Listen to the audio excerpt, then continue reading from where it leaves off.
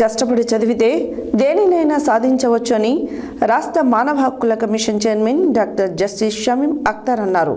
ఈ నెల 14 నుండి 20 వరకు నిర్వహిస్తున్న 58వ జాతీయ గ్రంథాలయ వారోత్సవాల ముగింపులో భాగంగా గురువారం ఆయన నల్గొండ జిల్లా కేంద్రంలోని గ్రంథాలయంలో నిర్వహించిన కార్యక్రమానికి ముఖ్య అతిథిగా హాజరయ్యారు.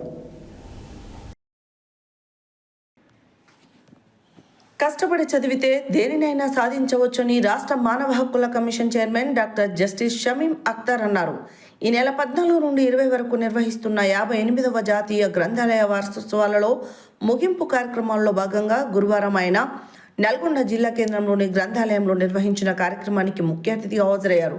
సందర్భంగా ఆయన విద్యార్థులను ఉద్దేశించి మాట్లాడుతూ, చదివే లక్ష్యంగా పెట్టుకొని చదువుకుంటే జీవితంలో ఏది చదివినా వృధా కాదని, ఉన్నత స్థానంలో ఉంచుతుందని, చదువు అలవాటుగా చేసుకుంటే ఆలోచన శక్తి, సృజనాత్మకత పెరుగుతుందని, విద్యార్థులు కొంత సమయాన్ని పుస్తక పఠనం చేయడం వల్ల శాంతి, సహనం, చిత్తశుద్ధి అలవడుతుందన్నారు.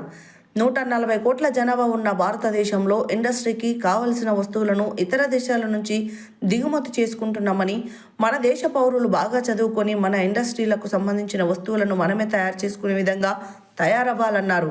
గ్రంథాలయంలో పుస్తక పఠనం వలన జ్ఞానం పెరుగుతుందని, తాను ఇదే గ్రంథాలయంలో 3 సంవత్సరాలు పుస్తక పఠనం చేశానని తెలిపారు. రాతి యుగం, చుక్కలు, చంద్రుడు, కథల పుస్తకాలు, నవలలు చదివినానని, విద్యార్థులు గ్రంథాలయంలో పుస్తకాలు చదివి ప్రయోజకులు కావాలని తెలిపారు. అనంతరం ఆయన విద్యార్థులకు బహుమతి ప్రదానం చేశారు. ఈ కార్యక్రమంలో గ్రంథాలయ సంస్థ చైర్మన్ హజీఫ్ ఖాన్, కార్యదర్శి Balamma, DSP special branch T Mallareddy, ప్రభుత్వ బాలికల కళాశాల ప్రిన్సిపల్ సుధారాణి, బాలుర పాఠశాల principal Yusuf Khan, Prateek foundation chairman Gonareddy తదితరులు పాల్గొన్నారు.